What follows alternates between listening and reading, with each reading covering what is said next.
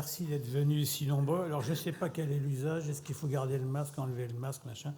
Vous nous permettrez à nous d'enlever le masque. Claire était malade récemment, mais voilà, mais elle s'en sort. On l'a, il est à l'isolement. Voilà. C'est pas du sexisme. Non, non. Donc, merci effectivement d'être venu. Alors, vous avez ce matin un plateau de choix avec Claire Léost. Claire est la présidente de Prisma Presse, vice-présidente du SEPM. Vous avez pu la connaître sous des CMI, c'est-à-dire toute la partie presse ex-Lagardère. Vous pouvez la rencontrer dans des romans, si ma connaissance est bonne. Voilà une femme complète. Et à côté de Claire, vous avez, dans l'ordre physique, vous avez Frédéric Filloux. Alors Frédéric, vous allez le retrouver si vous cherchez à Libé, en directeur de rédaction, à 20 minutes en premier directeur de rédaction fondateur, si ma mémoire est bonne, à 20 minutes. Et puis il est parti, il vous parlera peut-être de Stanford de temps en temps. Vous le retrouvez dans la Monday Notes, qui est une note qu'il écrit, qui fait Paris, Silicon Valley. Et puis là, il vous dira peut-être un mot sur épisodique, qui s'écrit .es. Bon, c'est une particularité. Voilà. Le troisième homme, lui aussi a écrit un livre qui a fait un joli succès, enfin, qui fait un joli succès, Des géants et des hommes, si ma mémoire est bonne. Pierre Louette, donc ancien président de l'AFP, président du groupe Les Échos, Le Parisien. On parlera des différents pôles de ce groupe. Et puis président de l'APIG, qui est souvent en charge des rapports avec la maison Google et les GAFA pour la presse. Claire est vice-présidente du SEPM aussi, donc vous avez des gens qui peuvent parler en leur nom et au nom des syndicats. Voilà. Alors, le titre de cette conférence, c'est pas moi qui l'ai choisi, et je vais même vous dire, je pense qu'on va en débattre, parce que la presse sort renforcée de la crise, mettons un point d'interrogation, ce sera déjà un bon point. Les nouveaux modèles économiques, ça, oui, on va en parler, mais est-ce qu'au fond, on est d'accord pour dire que la presse sort renforcée de la crise ? On a l'impression que tous les médias proclament que la crise a transformé les comportements de leurs audiences, renforçant leur rôle social et leur permettant un nouveau déploiement économique, un Fox, un Faux ou un Tox. En 1 minute chacun pour prendre un peu la voix. Eh bien, honneur aux dames, Claire. Oui, bonjour à tous. Alors, est-ce que ça marche ? Oui, ça marche. Alors, est-ce que la presse sort renforcée de la crise ? Je ne sais pas, mais je dirais qu'elle sort différente, en tout cas. Puisque, alors je peux parler de la presse magazine, qui est vraiment le sujet que je connais. Ce qu'on constate depuis la pandémie, c'est plusieurs choses. D'abord, l'accélération des audiences digitales de la presse magazine et donc de la monétisation de ces audiences. C'est-à-dire que ce qu'on attendait depuis longtemps dans la presse magazine, c'est-à-dire donc la monétisation des audiences qui avait du mal à arriver, ce qu'on peut dire, c'est que c'est enfin arrivé. Donc, ce qu'on constate dans tous les groupes de presse magazine, c'est des croissances à 2 chiffres, des croissances très fortes des revenus digitaux. Donc, ça, c'est plutôt une bonne nouvelle. Et des niveaux d'audience qui ne sont pas retombés, c'est-à-dire qu'on a vraiment franchi des seuils en termes d'audience sur tous les groupes magazines et les audiences sont restées. Donc, on a vraiment franchi une étape en termes de digitalisation et donc de monétisation de revenus derrière. Ensuite, le deuxième enseignement de la crise pour les magazines, c'est finalement l'importance du client final, c'est-à-dire le client qui soit abonné ou acheteur en kiosque ou abonné digital. On a constaté pendant la crise qu'il y avait une volatilité très forte des annonceurs, puisque la plupart des annonceurs étaient partis, même s'ils sont revenus depuis, alors que les clients finaux, donc abonnés, acheteurs, eux, ils avaient été au rendez-vous, ils avaient été très fidèles.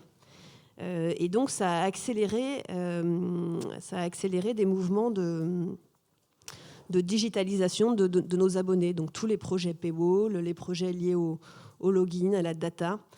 C'est vrai que le fait de constater que nos abonnés, eux, étaient au rendez-vous, eux, étaient fidèles et n'étaient pas volatiles, ça a accéléré ce qui existait déjà depuis longtemps dans la presse quotidienne, c'est-à-dire ce mouvement vers la digitalisation des abonnés et vers le fait de créer en plus des... Ah pardon. Une minute. Ah pardon. Bon, j'avais un dernier point, mais c'est pas grave. Voilà. On fera plus tard. Alors, on va passer la parole à Pierre. Alors Pierre, voilà, même question, et je vais vous donner un sondage. C'est assez amusant. Je fais un sondage pour des gens qui sont présents à la Presse au Futur, et un sondage auprès des diffuseurs, et ils disent que leur grande chance, ça a été que les acheteurs de presse quotidienne soient restés pendant la crise. C'est ça qui a créé le flux. Oui, donc bonjour à toutes et à tous aussi. Bon, déjà pour dire tout comme Claire, donc pareil. Juste pour élaborer un tout petit peu, on dit toujours une crise c'est une chance dangereuse. Vous connaissez ça, c'est le sens de l'idéogramme chinois qui veut dire crise, ça veut dire chance et danger à la fois réunis. Et ça a été le cas pour nous. Ça a été surtout un vrai accélérateur de transformation digitale. Ce qu'on a vécu a été un passage. Nous, on est juste à côté, en fait. On est au coin de la rue. D'un seul coup, cet immeuble dans lequel il y a en principe 1400 personnes a été vide. Et pendant ce temps-là, tous les journaux, puisqu'on est essentiellement un groupe de journaux quotidiens, on a quelques magazines aussi, mais et quelques chaînes de télé maintenant, tout a été fait à distance, tout a fonctionné. Et donc, on a constaté que c'était possible. Ça, c'était la mise en place d'outils de production à distance a été efficace. Et puis, on sort de là avec, en gros, dans beaucoup de titres, 20% d'abonnés en plus qu'avant la pandémie. Donc, il y a eu un effet, comme Claire l'indiquait très justement, de passion quand même pour nos contenus. Tout d'un coup, les rubriques médicales ont été prises d'assaut, notamment, mais pas que. La distraction, la culture, plein de choses ont été extrêmement, encore plus suivies qu'auparavant. Et voilà, par exemple, les Échos, c'est 20% d'abonnés en plus qu'avant la pandémie. Donc, il en est resté quelque chose. Par contre, et je m'arrêterai là, par contre, on a vu aussi à quel point on était... dépendant de la pub. La pub, pour nous, c'est 25% du chiffre d'affaires. Bon, elle a disparu au début de la première pandémie. Elle a juste disparu du jour au lendemain. La pub est l'élément avant-coureur, annonciateur des crises.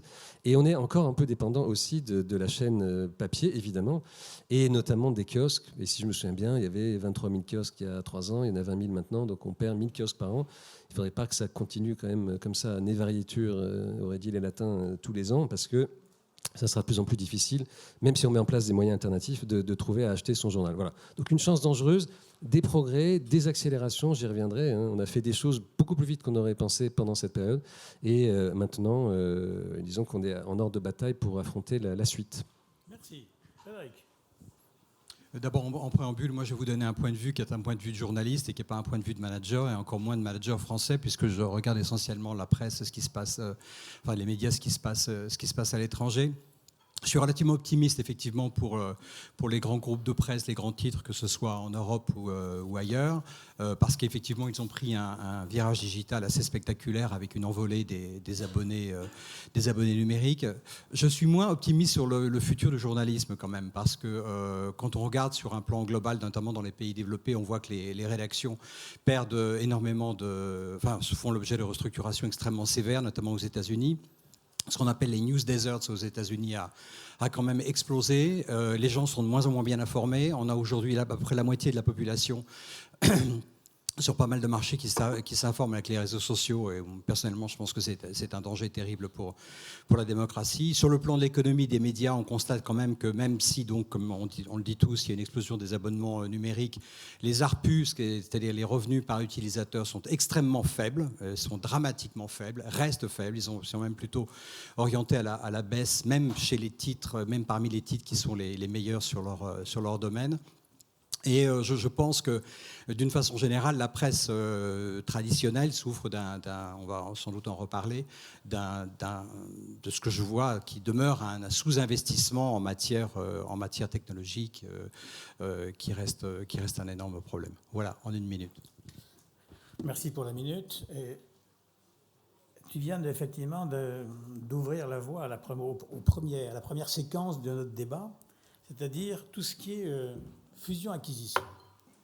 On a l'impression, effectivement, et vous n'en avez pas parlé les uns ou les autres, c'est que l'héritage aussi de la Covid, c'est un grand nombre de fusions, de rapprochements, pour 10 000 raisons qu'on va analyser, et qu'au fond, on peut se demander, c'est pour les groupes de presse, pour qu'ils puissent investir en en technologie notamment, faut-il absolument avoir une croissance externe? Était-ce finalement obligatoire pour la croissance des groupes? On va donner la parole à Pierre, tiens, voilà. Alors, plusieurs choses. On va parler de M&A et de croissance externe, et on a tous quelque chose forcément à dire là-dessus. Mais je commencerai par la croissance interne. Frédéric a raison de mentionner les enjeux de la tech. Moi aussi, j'ai un peu sillonné le monde avant d'être dans la presse avec un groupe de télécom présent dans le monde, et j'étais responsable de la Silicon Valley, donc je voyais aussi un tout petit peu comment les choses évoluaient. Le grand enjeu pour nous, ce qui est au cœur de tout, c'est qu'on est entré de plein pied dans une économie des plateformes et de l'abonnement. Donc ça, c'est l'alpha et l'oméga pour moi de tout, et c'est ce qui guide la stratégie du groupe que je préside en général. Donc on est dans l'économie de l'abonnement. Deuxième chose, dans l'économie de l'abonnement, on est comparé à tout le monde. Donc on est comparé au best in class toute la journée. C'est-à-dire qu'un journal national, régional, je représente aussi l'Alliance, donc 300 titres, la PHR aussi dans tous nos territoires. Bon, sa politique d'abonnement, sa capacité à générer des abonnements, à garder, à lutter contre le churn, elle va être comparée quasiment, et son ergonomie, son informatique seamless, comme on dit dans tous les bons mots français qui conviennent, elle va être comparée à celle de Netflix. Il faut être aussi bon que Netflix, parce que le best in class et la référence maintenant, c'est j'ai une expérience de souscription et de navigation sur tout support, du téléphone mobile à la tablette, à la télé, qui est parfaite. Donc pourquoi ne sont-ils pas capables, eux, de me rendre le même service aussi bon? D'autant plus que parfois, c'est le même prix. Les abonnements peuvent être à peu près au même point de prix. Donc on est comparé à tout le monde. Donc, troisième point de mon petit développement, on a besoin de se renforcer en tech. Alors, ce qu'on a fait, nous, et ce que j'ai vraiment essayé de pousser depuis le début, c'est dans une période quand même assez difficile, avec des titres qui souffrent plus que d'autres, des titres qui vont de mieux en mieux, en général. D'ailleurs, franchement, il y a plutôt une période très heureuse là, de sortie de crise, mais on a investi beaucoup dans la tech. Je prends un exemple qui est l'équipe data. Bon, c'est assez normal, au fond, aujourd'hui, dans une entreprise, d'avoir une équipe qui fait de la data et qui sert d'ailleurs l'ensemble des éditeurs. Quand je suis arrivé dans le groupe, il y avait 3 personnes. Maintenant, il y en a 13, 14. Quoi. Donc, on a recruté assez fortement. Et quand on recrute, on est en compète pour recruter avec ceux que j'ai mentionnés, mais aussi Accenture, Capgemini, je sais pas, des gens qui vont tous puiser aux mêmes sources. Il faut trouver des développeurs Python. Tout le monde veut du développeur Python, et donc il est très recherché. Et il n'est pas très protégé, à la différence du Python dans la nature. Donc il n'est pas protégé contre le recrutement sauvage par d'autres. Donc il faut les recruter, il faut les installer, il faut les motiver, il faut les garder, il faut leur donner des beaux sujets. Voilà. Donc la tech est vraiment devenue pour nous centrale, parce que c'est elle qui permet de générer des routes d'abonnement et générer aussi des parcours de fidélisation et des parcours de rétention. Donc c'est à partir d'analyses de cohortes d'abonnés qu'on le fait. Ok, je ne vais pas rentrer dans tous les détails, mais c'est vraiment devenu la base, et c'est la base des conversations. La patronne du Parisien, Sophie Gourmelin, la patronne des Échos, Bérénice Lajonie, qui vont intervenir dans cet événement aussi à un moment ou à un autre. Et c'est ça qu'elles font. Elles ne font pas que ça, mais c'est au cœur de leurs préoccupations. Donc ça veut dire que même pour la tech, on a vraiment besoin de croissance externe. Non, là on a besoin de recrutement. En l'espèce, il faut recruter.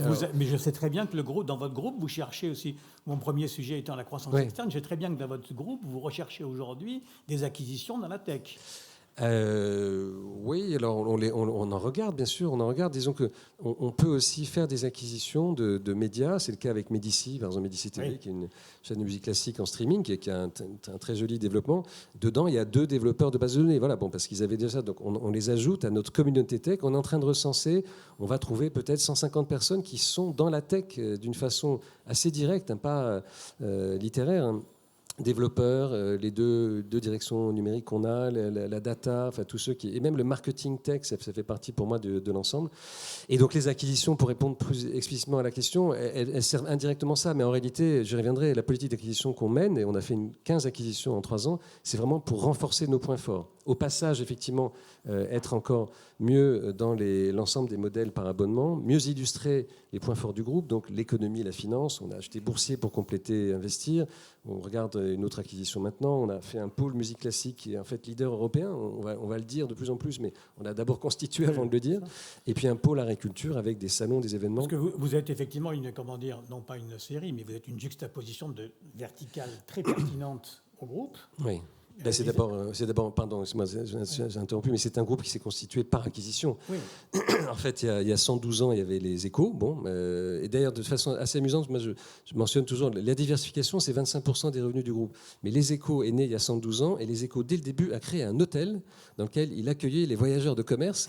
Et il s'est dit, bon, on fait du journalisme, ok, mais il faut aussi avoir d'autres revenus. Déjà, à l'époque, ça paraissait être une bonne idée de diversifier un peu ses revenus, d'avoir des petits moteurs auxiliaires. Donc c'est un peu pour l'anecdote, mais elle est authentique.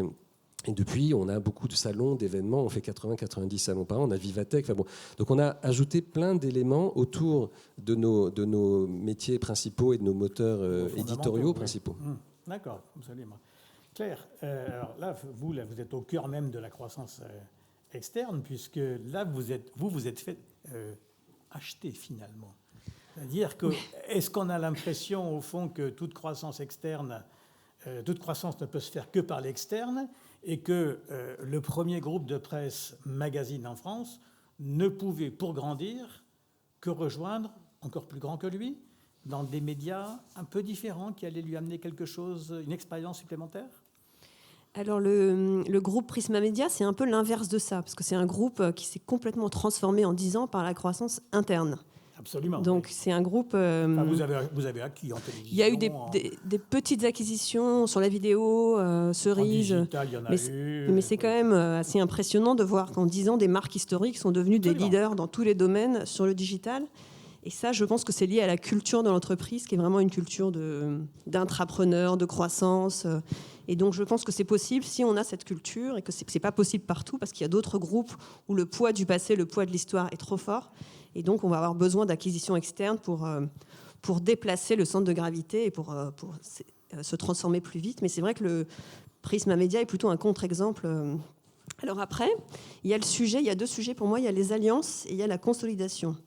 Le sujet des alliances, il est important parce qu'en face de nous, donc, on a les GAFA qui proposent une offre publicitaire qui est hyper puissante, hyper simple, avec des KPI très faciles pour mesurer l'efficacité et dans un contexte qui est logué. Et nous, en face, on arrive, on est 150 régies, on a 150 offres différentes, on n'est pas forcément toujours aussi puissant ni aussi efficace dans la mesure de l'efficacité. Donc, ce qu'on essaie de faire déjà, dans un premier temps, c'est des alliances pour être compétitif par rapport aux GAFA. Donc, par exemple, alliance, c'est alliance entre groupes de presse exactement. qui peuvent être concurrents. Exactement. Par exemple, sur la vidéo, là, on vient de s'associer avec la PQR, donc 366 et le Figaro. Et le Figaro, absolument. Exactement. Pour avoir une offre vidéo qui est la même en termes de puissance que YouTube. Donc on a la même puissance, l'offre elle est simple, elle est très facile à comprendre, et derrière on a des KPI qui sont les mêmes, donc on essaye d'être intelligent, de s'associer pour avoir des réponses qui soient aussi simples que celles des GAFA. Donc ça c'est de l'alliance stratégique. Ça c'est de l'alliance tactique ou stratégique, absolument. Oui. Après il y a le sujet de la consolidation. Alors ce sujet-là, c'est l'idée, c'est un peu ce que disait Pierre. En fait, on a besoin d'investir énormément pour se transformer, pour créer ces paywalls. Donc on a besoin de recruter dans la tech, on a besoin de recruter dans la data, on a besoin de recruter des journalistes pour créer tous ces contenus qui derrière vont générer de l'abonnement. Et donc c'est plus facile à faire quand on a un groupe de taille importante et qu'on peut mutualiser tous ces investissements sur un groupe avec un chiffre d'affaires important.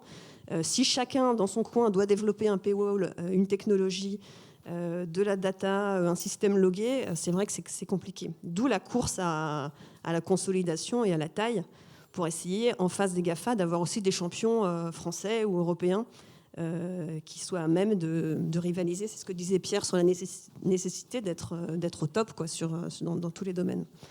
Le fait que le groupe qui vous a acquis, et notamment l'expérience Canal+, est-il de nature à effectivement reconsidérer vos revenus par lecteur, on va dire, par acheteur? Oui, complètement. C'est vrai qu'on est dans une logique chez Vivendi très intégrée.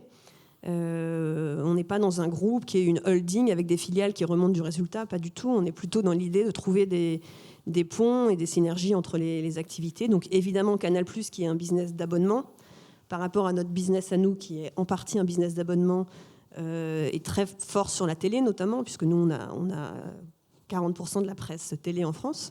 Donc évidemment, il y a des ponts naturels, à la fois chez Canal+, pour recruter des abonnés chez nous, et à la fois chez nous pour aller recruter des abonnés chez Canal+, via la data, via les sites internet. Donc effectivement, on a énormément de chantiers de croissance ensemble. Pierre et vous, on a l'impression que c'est pas mal l'acquisition, c'est-à-dire une croissance externe pour développer l'interne. Au fond, que l'un devient une espèce de passage pour développer les forces vives internes à l'entreprise. Alors c'est les deux. Je pense que la croissance externe, nous par exemple, on a acheté TéléZ, qui n'est pas du tout digital. Il n'y a pas 1 euro de digital, mais c'était vraiment tactique. Ça permettait de consolider un marché de la presse télé sur lequel on avait plutôt des magazines dits haut de gamme. Et donc là, c'était l'idée d'acheter le magazine entrée de gamme. Et puis, il peut y avoir des acquisitions pour accélérer des business dans lesquels on veut aller. Par exemple, je ne sais pas, l'affiliation ou le paywall, enfin, s'il y a des technologies intéressantes. L'idée, c'est quand ça peut nous permettre d'aller plus vite, de gagner du temps par rapport au fait de faire seul. Évidemment, il faut regarder, mais ce n'est pas toujours simple. C'est vraiment lié à la culture de l'entreprise. Et donc, le sujet, c'est toujours est-ce qu'on fait nous-mêmes ou est-ce qu'on achète ? Et c'est une vraie question parce que voilà, la réponse n'est pas évidente. La réponse universelle, j'imagine. Exactement. Frédéric, quand vous entendez ces deux personnages français, quel regard, vous qui avez une expérience internationale, vous portez en disant c'est partout la même chose ou bien... C'est un petit peu partout la même chose. Je reviens à mon obsession qui est quel est le niveau de revenu qu'on dégage par rapport à une personne qui va être en relation avec la marque. Le problème auquel les médias sont confrontés, les médias traditionnels, c'est le cœur du business s'effondre quand même lentement mais sûrement. Si on prend le New York Times par exemple, qui est une bête absolue en matière d'abonnement numérique. Ils en ont 5,6 millions sur leurs produits news. Ils en ont 8 millions au total sur l'ensemble de leur marque. Je regardais les chiffres hier soir. Pour dire les choses très, très simplement, l'ARPU, c'est-à-dire le revenu par utilisateur mensuel du New York Times en numérique, c'est $10,5 par mois. Waouh. Et la même personne, enfin l'abonné papier, ce sera $60. Il y a un rapport de 1 à 6, et ce rapport de 1 à 6, malheureusement, est resté le même à peu près au cours des 10 dernières années. Donc la question pour les groupes de presse, c'est quel type d'acquisition je vais faire pour avoir une très grosse marge et puis augmenter mon revenu par utilisateur. D'où le fait, les stratégies qu'on a évoquées tout à l'heure, que ce soit celle des Échos, que ce soit celle du Figaro, qui également s'est construite sur beaucoup d'acquisitions, qui consiste à développer des business qui vont rapporter, qui vont être centrés sur de la marge et sur des revenus récurrents. Donc l'équation c'est celle-ci. Donc le cœur du métier n'est quand même pas très bon. D'ailleurs, on le voit, mon ancien employeur, Schibsted, le groupe norvégien, a complètement séparé ses activités petites annonces gratuites des activités médias, donc c'est quand même pas très bon signe. Mais c'est assez intéressant de voir. D'ailleurs, il y a un autre truc qui s'est passé cette semaine qui m'a un peu sidéré, c'est que je sais pas si vous avez vu l'histoire de BuzzFeed. BuzzFeed, il y a BuzzFeed, donc vous connaissez le site, qui est une espèce de truc totalement schizophrénique, parce que d'un côté, c'est vraiment de la daube complète, c'est-à-dire qu'ils font des listicles de... Comment ? Il n'y a personne de BuzzFeed. Non, mais c'est pas ça. C'est que non, je vais dire du bien après, si malaisé que ça me soit. Mais d'un côté, ils font vraiment des choses pas terribles, et de l'autre côté, ils ont quand même eu un prix Pulitzer parce qu'ils font du très bon journalisme. Mais le bon journalisme qu'ils font représente genre 0,5% de leur audience, etc. Au début de l'année, ils avaient eu l'intention de s'introduire en bourse à une valorisation qui était estimée à 1,5 milliard de dollars. Donc, ils ont créé une SPAC, donc une entreprise coquille vide destinée à être introduite en bourse avec beaucoup plus de légèreté que ce qui se fait habituellement aux États-Unis. Et il y a 15 jours, enfin un peu plus, il y a un mois, il y a 94% des investisseurs de cette SPAC qui ont retiré leurs billes. Et donc, lorsque BuzzFeed a été introduit, pour le coup, ça a été vraiment une coquille vide. Ils ont levé une fraction de ce qui comptait lever. Et la valorisation, et même, on a même du mal à trouver aujourd'hui une valorisation pour BuzzFeed. Ce qui veut dire que l'activité en tant que média c'était plutôt un repoussoir pour les investisseurs. Donc, par rapport à ta question initiale des acquisitions, etc., si effectivement des groupes de presse n'opèrent pas de façon agressive des acquisitions, leur attractivité va être très faible. Il y a des exceptions. Il y a une exception notamment que moi je trouve extrêmement intéressante, c'est ce qui s'est passé autour d'Axios. Donc, je ne sais pas, vous connaissez Axios. Axios, c'est un truc qui a été... c'est un média extrêmement malin sur le plan... Axios.com, vous allez voir. C'est un média extrêmement malin qui a été créé par des anciens de Politico. Alors, ce qui est déjà un sujet intéressant en soi, je crois que Politico, ça a été de mémoire créé en 2002, c'était des gens qui étaient beaucoup des anciens du Washington Post. Et puis, à un moment, vers 2014, 2015, il y a tout le management de Politico qui s'ennuyait ferme, qui estimait qu'ils étaient en train de devenir un vieux média. Et ils ont créé, en 2016, ce truc qui s'appelle Axios. Et Axios vient d'être racheté par Springer cet été pour 1 milliard d'euros, je crois. 1 milliard de dollars, 1 milliard d'euros. Peu importe à ce niveau-là. C'est à peu près équivalent. Mais en gros, leur valorisation, pour le coup, vient d'une énorme agilité, d'une immense agilité en matière de produits. Donc ça aussi, c'est quelque chose à méditer. Pardon pour la longueur de mon... Non, c'est bien.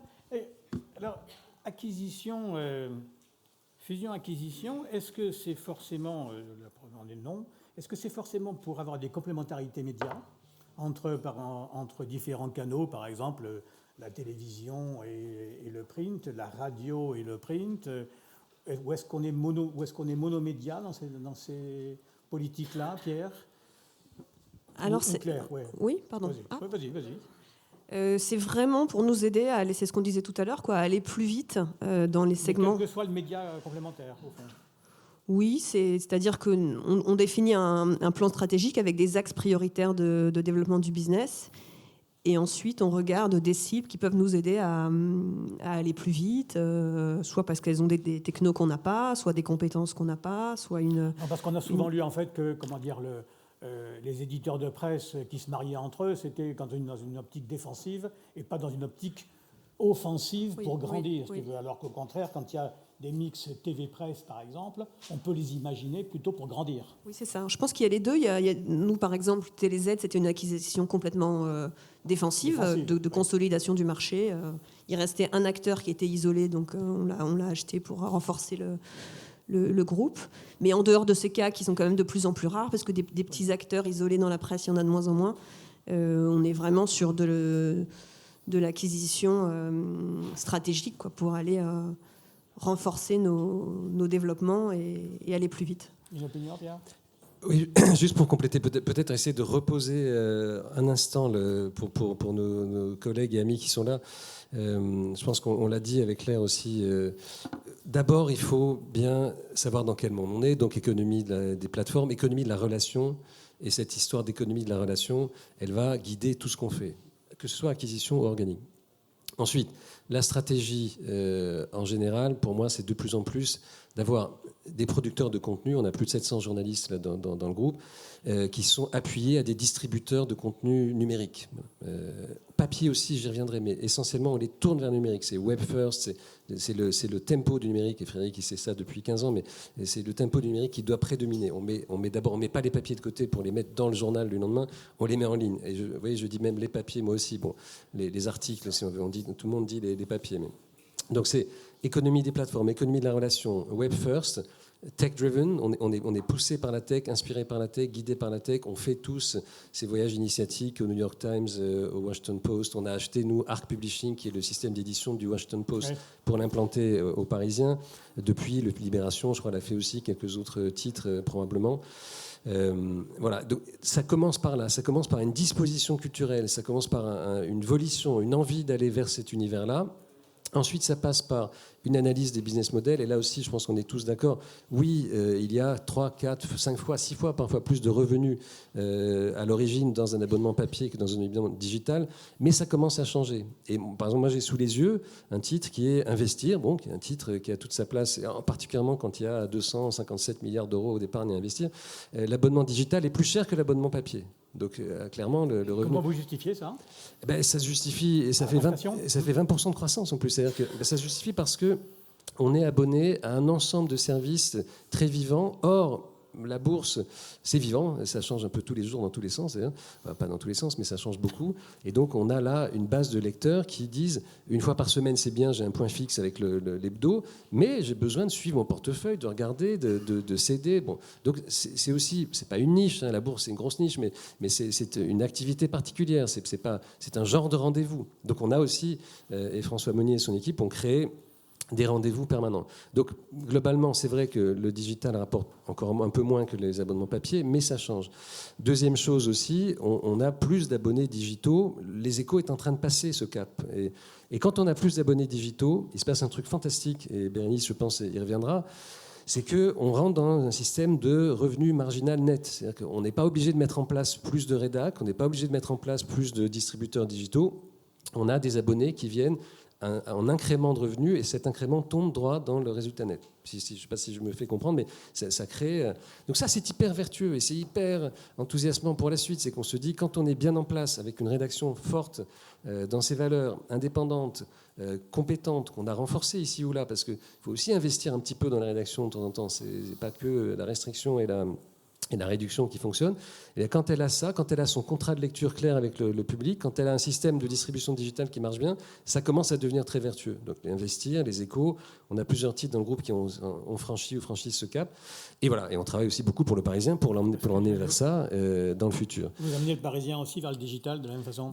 Oui, le Parisien, alors c'est vrai que... Pas forcément d'information, peut-être plus en service. Si. Il y a plein de dimensions, tu as raison, il y a plein de dimensions. Mais alors pour les chiffres... On a, il y a 3 ans, repris le groupe a acheté le Parisien il y a 5 ans maintenant, ou 6 ans, mais moi, ça fait 3 ans à peu près que je m'en occupe avec Sophie Gourmelin. C'était 6 000 abonnés, on arrive à 50 000 maintenant. Donc voilà, alors on partait de pas grand-chose, il faut dire. C'était tout le temps 6 000. Quoi. C'était même gratuit il y a 7 ans. Je ne sais pas d'ailleurs comment on a fait des titres et des sites gratuits. Enfin, ça, Frédéric et moi, et Claire aussi, je pense, mais je ne veux pas la vieillir exagérément, mais on a le souvenir de combats anciens.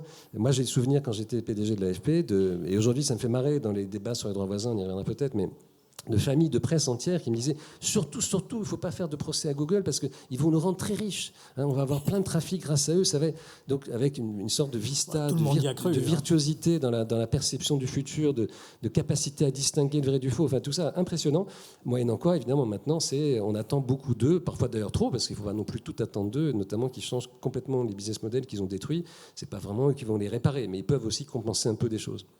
Voilà, donc il faut être ferme dans ces valeurs-là, essayer d'avoir des analyses de business. Ne pas envier, pardon, Frédéric, je sais que c'est pas ton cas, mais ne pas regarder toujours avec envie les modèles américains, parce que le New York Times, c'est génial, et ça a 55% de ses abonnés hors des États-Unis. C'est juste un peu le problème de la langue anglaise, c'est un modèle unique. Toi. Moi, je vais les regarder.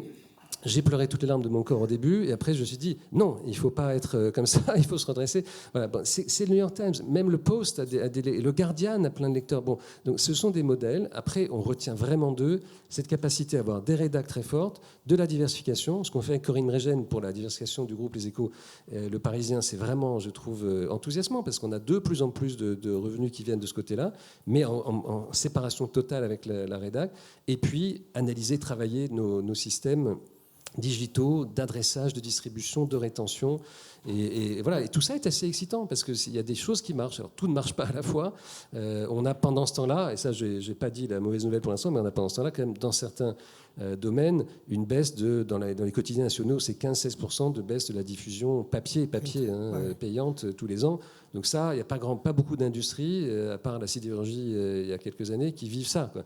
Donc nous, tous les ans, on a franchi un petit palier vers le bas, il faut qu'on remonte avec des développements de chiffre d'affaires, de la top line ou des économies sur les charges. Quand l'ancien président de l'AFP que vous êtes, est-ce qu'il regarde avec intérêt la dimension francophone de la presse et les abonnés justement hors de l'Hexagone? Énormément d'intérêt, évidemment. Je pense que le Monde est en train de développer une stratégie qui est vraiment intéressante. Le Monde développe une stratégie vers l'Afrique qui est vraiment bien. On doit essayer de pousser. Dans mon groupe, on n'a pas énormément de... Alors, on a Medici est une chaîne qui est beaucoup plus internationale que française. On vient d'acheter une société de distribution de droits de musique classique en Allemagne. Enfin bon, on est internationaux, mais pas à titre principal véritablement aujourd'hui. Mezzo est une chaîne qui a 65 millions d'abonnés dans le monde, et notamment beaucoup en Europe de l'Est. Bon. On a 50% de Meso et Groupe Canal+. Donc on s'est depuis 3 ans engagé dans pas mal d'activités internationales. Mais sinon, fondamentalement, Les Échos et Le Parisien, et Le Parisien, le titre aussi il peut l'indiquer, ils ont une empreinte nationale forte, quoi, et pas beaucoup internationale. Donc, pourquoi vous n'avez jamais, si je peux me permettre, pourquoi vous n'avez jamais lancé de produits en anglais, par exemple, quand même, il y a une énorme demande pour l'information économique, française. Vous avez une position unique. Vous auriez pu lancer pour un relativement faible investissement une newsletter en anglais. Alors c'est le faible investissement en fait qui est la question. Mais bien sûr, j'ai pensé, on regarde. D'ailleurs, on a des idées qui sont pas complètement épuisées. Voilà, disons que quand on voit ce que fait The Economist, le Financial Times, bon, on a déjà une capacité à s'abreuver aux sources d'informations en anglais. Alors c'est vrai que ce que je dis n'est pas vrai par exemple pour l'AFP qui a un service en langue anglaise qui est très fort. Et moi dans le passé j'avais poussé pour que l'AFP ait un service en russe et en chinois. Bon, ça n'a pas pu être le cas parce qu'elle n'a pas vraiment d'actionnaires et elle n'a pas pu lever de capitaux à l'époque, mais ça reste des enjeux. Donner une vision largement inspirée par des gens de notre culture, du monde, ça a son sens. Sur les produits en anglais, on regarde effectivement le online permet de le faire. Est-ce qu'on est vraiment attendu ? J'en suis pas certain, mais il y a des exemples. Tu parlais de Politico, Axios. Il y avait aussi cette société qui a été achetée par un groupe japonais dont le nom m'échappe maintenant, mais qui était Quartz, bon, qui va un peu moins bien semble-t-il maintenant, mais qui avait développé. On peut encore développer. Ça qui est sympa aussi quand presse au futur, c'est quand même la réponse est dans le titre. Il y a des choses à faire dans la presse dans le futur. Là, c'est des produits et des choses nouvelles.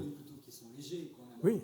Vous avez la matière première qui coûte cher à produire, et vous avez la plateforme numérique pour le faire. Donc ce serait Tu sais, j'ai regardé par exemple un exemple qui est Capital Finance, qui est vraiment un titre magnifique, malheureusement de niche, on va dire, mais très, très rentable, très efficace, avec une rédactrice en chef qui est Emmanuel Duthène, qui est génial. Bon. Mais en fait, il est lu et traduit déjà par la place financière londonienne pour ceux qui s'intéressent à l'investissement. Alors, tu vois, voilà, faire une traduction, alors que déjà ils le font, ils ont des correspondants. C'est une communauté aussi qui fonctionne comme ça. Dans l'information économique financière, Reuters a pris un virage que l'AFP, né d'Havas, n'a pas pris à 50 ans. Voilà, depuis, je crois que c'est quand même juste impossible à rattraper. Thomson s'est lancé là. C'est compliqué. Mais ça, on regarde quand même, tu as raison. Un Français sur l'Afrique, on ne l'exclut pas du tout. Et je vois effectivement, encore une fois, il faut saluer les collègues. Le Monde le fait, oui, bon, avec aussi des événements. C'est vous qui avez la vérité, la légitimité économique, plus que... Oui, merci de le souligner. C'est vrai, je ne peux que le confirmer. Je pense qu'effectivement, les Échos a cette espèce d'incroyable place. Il n'y a pas de newsletter aujourd'hui sur l'Afrique Ah si, bien sûr. On a une couverture de l'Afrique, on a une couverture des actualités financières, économiques en Afrique, mais des investissements, des start-up aussi. Voilà, mais on n'a pas un produit spécialement à destination d'une cible africaine. Moi, j'en suis occupé pas mal chez Orange aussi. J'ai fait beaucoup d'investissements là-bas. On a investi dans Jumia, qui est toujours l'Amazon africain. Je n'avais pas constaté à l'époque qu'il y avait non plus une espèce de base d'abonnés. Ceux qui ont envie sont déjà abonnés aussi aux Échos ici. Ils sont abonnés au FT. Ils vont étudier en Angleterre. Voilà. Donc, c'est pas si facile à appréhender comme cible. D'accord. Claire, le digital, enfin, toute extension, tout développement est-il forcément digital pour un magazine aujourd'hui ? Au fond, est-ce que c'est un passage obligé, quoi ? Je veux dire, je ne peux pas faire vivre un magazine print sans extension digitale ? Disons que c'est le territoire aujourd'hui où on a encore le plus grand potentiel, puisque tous les autres territoires, on les exploite depuis longtemps. Et comme le disait Pierre, ça ne coûte pas très cher forcément à faire si on a déjà les contenus. Et bon, vous avez les plateformes en plus chez Prisma. Exactement, c'est vrai que tout ce qui n'est pas digital, on a fait des magazines, ensuite on a fait des hors-séries, ensuite on a fait des livres, ensuite on a fait des événements physiques, on a fait des services. Donc tout le non-digital, on l'exploite depuis des années et des années, alors que le digital, je pense qu'on en est encore qu'au début, c'est-à-dire tout ce qui est services en ligne, ce qui est affiliation, abonnement, on a encore un territoire immense devant nous. Donc c'est vrai qu'on va avoir tendance à se focaliser sur le digital, aussi parce qu'il permet une scalabilité, comme on dit, il permet une industrialisation des audiences et des revenus qui est forte. Là où les événements, ça va être, en tout cas, je pense que certains auraient issu, mais sur les magazines, les événements, ça a toujours été un business extrêmement artisanal, avec des coûts qu'on a du mal à industrialiser. La période n'est pas facile en plus. Oui, sur l'événement physique, c'est pas simple. Oui. Mais donc oui, la réponse clairement, là où il y a le plus de potentiel Et là où c'est le plus facile d'accélérer, compte tenu justement de la puissance qu'on a et du moment qui est le nôtre, où il y a cet appétit des consommateurs Et pour tout ce c'est qui est pour digital. quelle famille de presse chez vous plutôt, ça? Féminine, people? Ça peut être, par exemple, fait sur le féminine. Il y a plein de services à proposer en service payant, sur du coaching, santé, beauté, cuisine, astro. Ça peut être sur Capital, par exemple. C'est là aussi des services financiers, déplacements. Donc c'est un peu toutes les familles de presse. Alors, je veux bien qu'on s'arrête effectivement sur le mot service. Est-ce qu'au fond, il est légitime pour des groupes comme vous, ou pour des groupes médias externes, je pense que Frédéric aura un avis sur le sujet aussi, non pas de se contenter, au fond, d'être des producteurs de contenu, mais des créateurs de communauté. Qui dit créateur de communauté dit effectivement flux en accroissement avec eux, et donc nécessairement passer par le service. Juste un mot après, peut-être je ne veux pas trop long, mais moi j'ai vraiment vu ça de près avec Le Parisien. Alors, Le Parisien, on se dit grand quotidien, Le Parisien aujourd'hui en France, un grand quotidien généraliste de l'Île-de-France et évidemment de la France plus généralement. On arrive d'ailleurs assez bien, Sophie a fait en sorte qu'on vende Le Parisien à Marseille, parce qu'il y a pas mal maintenant de Parisiens qui sont allés. C'était un exploit pour ceux qui suivent le foot, mais qui ont été là-bas. Et il y a des Marseillais parisiens, anciens Parisiens, qui achètent Le Parisien pour aller prendre le TGV. Bon, bref. Donc c'est une empreinte nationale. Pour être précis dans la réponse, on a beaucoup regardé et développé les couvertures dites servicielles. C'est tout à fait noble d'ailleurs d'avoir une information qui rende service. Un exemple, on fait une double page sur où s'installer dans le Grand Paris, en fonction des liaisons qui vont être développées, de TGV. Voilà. C'est vraiment, ça a provoqué des dizaines d'abonnements. Les gens s'abonnent, on met une partie de l'article derrière le paywall, les gens s'abonnent parce que c'est immédiatement une information servicielle. Si le mot barbarisme existe, ça vous rend un service fort. On a également, dans le domaine de Le Parisien, aussi un supplément sur en fait, gérer son argent. Ça rend un service. Ça fait partie de l'information. Est-ce que je peux aller plus loin, ne pas rester au niveau de l'information servicielle, mais aller jusqu'à l'action de service, jusqu'à être opérateur de service? Ça, je ne sais pas, je vais laisser mes collègues répondre, mais nous, on n'a pas été jusque-là. On ouvre la porte, on propose, et puis après, on fait des screenings de gens qui rendent ce service concret. Avec la force et on n'est pas agence immobilière. Avec la force éditoriale que vous avez, Pierre, j'imagine que vous pouvez concurrencer de temps en temps un Accenture. Ce que je sais, c'est qu'on a des groupes collègues et concurrents qui, par exemple, avaient une tradition de couverture de l'univers des voyages et qui ont acheté des agences de voyage. Donc il y a une espèce vous trouverez lequel, il y a une espèce de prolongement au fond d'une thématique. Tout ça part, pardon d'être hyper lourd, mais tout ça part toujours, si j'ai bien compris moi l'industrie dans laquelle je suis aujourd'hui, ça part du contrat de lecture. On lit quelque chose, on lit un quotidien, un magazine, on lit une publication, on sait ce qu'on va y trouver quand même, on sait quelles sont les bonnes thématiques, et on lui fait confiance pour vous emmener vers quelque chose. Donc c'est peut-être à ce titre-là qu'on peut aller vraiment vers le service plus physique. Oui, absolument. Je pense que notre force, c'est qu'on a des marques qui sont connues de tous les Français. Donc c'est déjà une première chose. On a une notoriété vraiment très très forte et un taux de pénétration dans les foyers, dans la population française qui est important. Et ensuite, c'est le fameux contrat de lecture dont parle Pierre. On a des valeurs qui sont fortes. Même si le sujet de la confiance dans les médias, on pourrait en parler pendant des heures, mais il y a quand même un socle de confiance dans nos marques qui est fort. Est-ce qu'on peut passer du contrat de lecture au contrat de service ?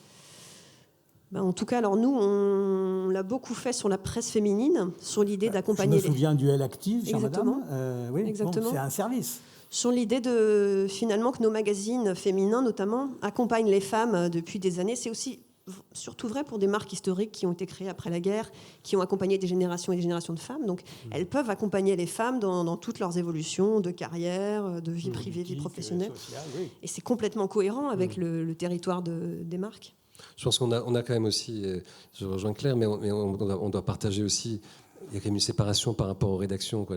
Moi, je ne souhaite pas, les journalistes font leur métier de couverture. Ça peut être une couverture de l'immobilier, du choix d'une banque, d'accord, mais c'est une couverture.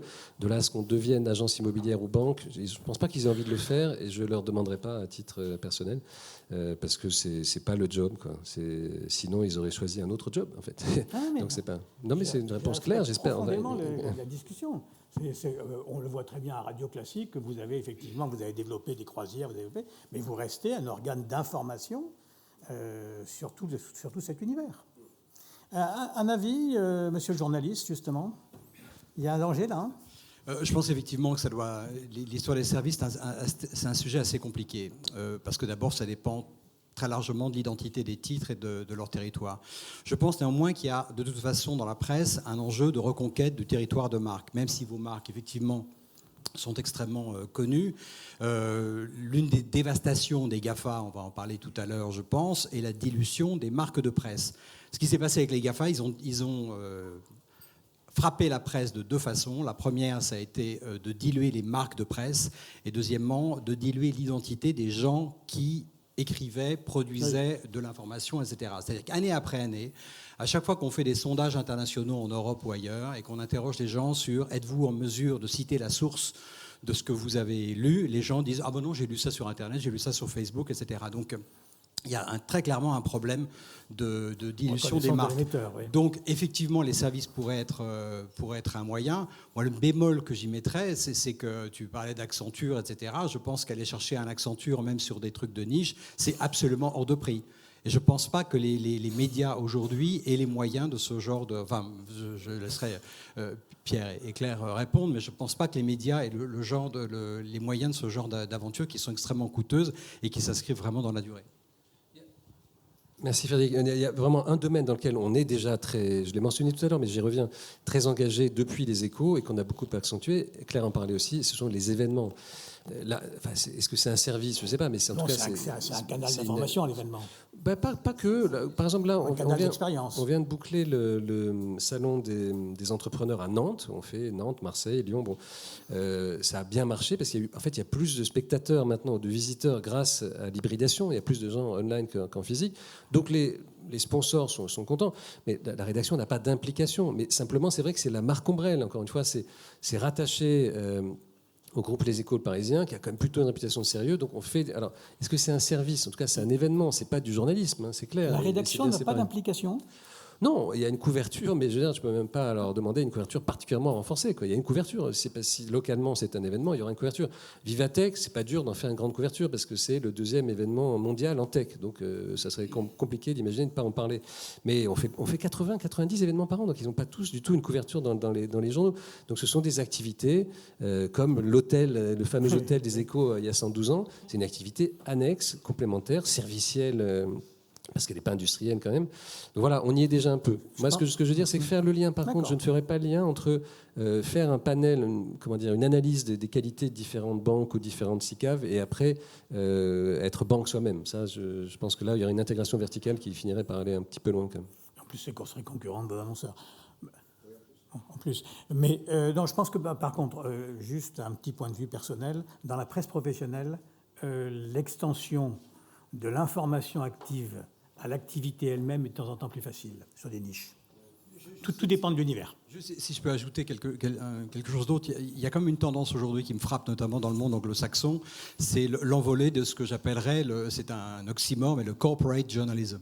C'est-à-dire que les marques sont de mieux en mieux équipées pour fournir de l'information de qualité. Elles profitent de la désaffection du métier, du fait de la paupérisation du métier pour recruter parfois des très bons journalistes, notamment dans le domaine économique, leur offrir des bien meilleurs salaires pour produire de l'information de qualité.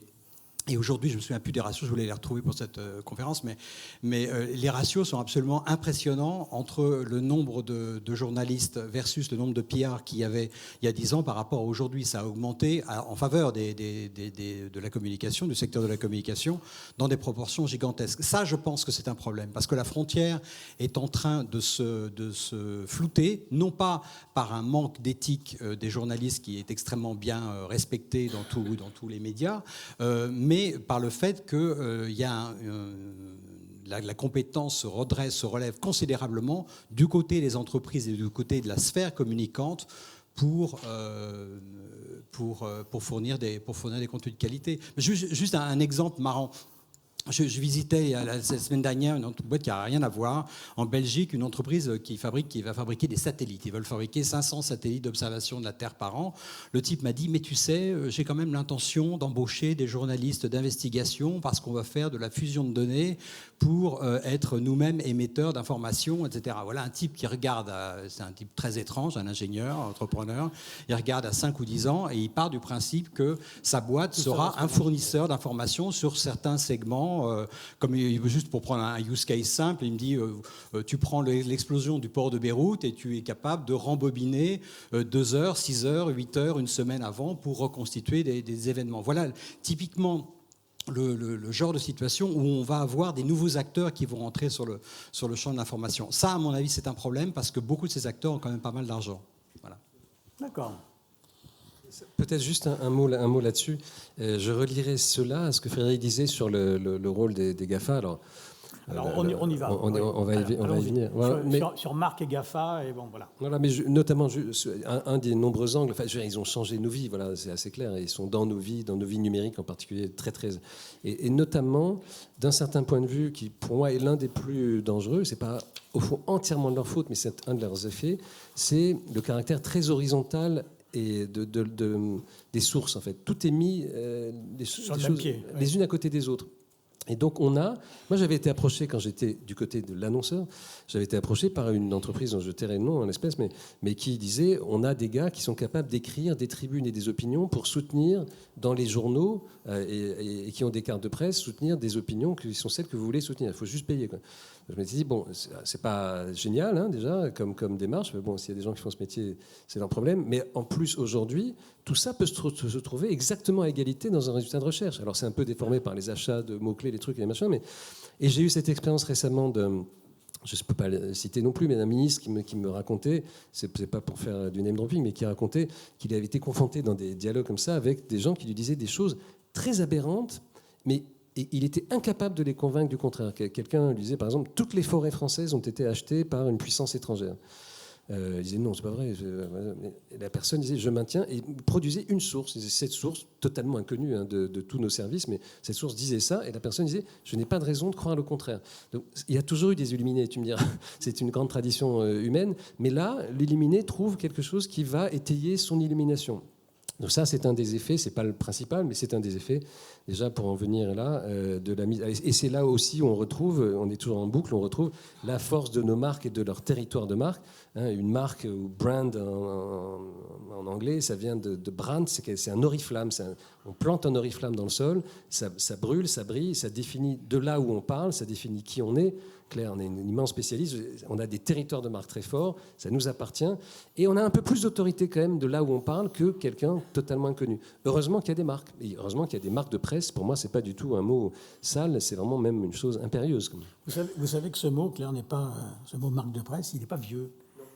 Il n'est pas vieux, c'est Alain Poiré, le premier, à une réunion du syndicat de la presse magazine, juste avant 2000, en conférence. Et quand Alain a dit ça, il avait raison, il a été critiqué, mais vous n'imaginez pas. Dans Stratégie, la semaine suivante, il y a eu un papier sur les magazines sont-ils des marques ? Est-ce qu'on n'est pas en train d'assister à une marchandisation de la presse ? J'étais acteur à ce moment-là de ce genre de choses, et je me souviens très très bien. Alors, les marques de presse, effectivement, Claire, vous êtes une grande spécialiste de ça. Qu'est-ce qui les fonde aujourd'hui et en quoi ce sont des instruments de la presse au futur ? Franchement. Alors, c'est vaste comme question. Justement, allez-y vraiment ce que vous croyez. Sur les marques de presse, effectivement, la notion de marque, c'était un peu sale. Moi, je me souviens d'il y a 10 ans, on avait effectivement cette discussion où les journalistes disaient « mais on n'est pas des marques, on est des journaux », ce genre de choses. Bon, et ça s'est complètement retourné, en fait, avec la concurrence avec les plateformes. Finalement, le fait d'être une marque de presse aujourd'hui est plutôt une force, parce que derrière, marque de presse, ça veut dire des journalistes, des cartes de presse, de l'information qui est sourcée, qui est vérifiée. Ça veut dire des règles très précises. Donc, en tant que journaliste et en tant que groupe média, on a des règles sur les contenus qu'on publie, des règles de respect de la vie privée, de la diffamation. Donc, on est soumis à des règles qui sont très, très importantes, là où les GAFA ne sont soumis absolument à aucune règle. et donc ne sont pas du tout soumis à ces règles de vérification de l'information. Est-ce que les GAFA ne sont pas les plus grandes marques médias qui soient ? Oui, mais en même temps, je pense qu'on a vraiment, nous, c'est tout le sujet des droits voisins notamment, mais on a vraiment un sujet d'imposer nos marques avec derrière des cartes de presse, une information qui est sérieuse, qui est vérifiée, face au déferlement des fake news qu'on voit tous les jours partout, et notamment sur ces fameuses plateformes. Oui. Non, je me souviens très bien avoir interviewé pour TF1 le président de Twitter, qui disait « mais je ne suis pas un média, justement ». Et nous, ce qu'on dit Il souvent... le revendique, je ne suis pas un média.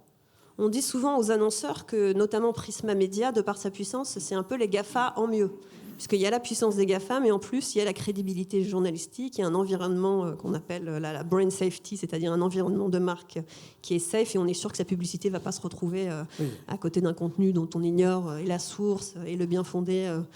Donc, en fait, Contrat de lecture, contrat de service, c'est du contrat de confiance, surtout pour les marques. Exactement. À partir du moment où nous, médias, on a fait l'effort d'atteindre la puissance des GAFA, alors je ne dis pas qu'on est aussi puissant que les GAFA surtout, mais on s'est modernisé, on a acquis des technologies, on a acquis de la puissance.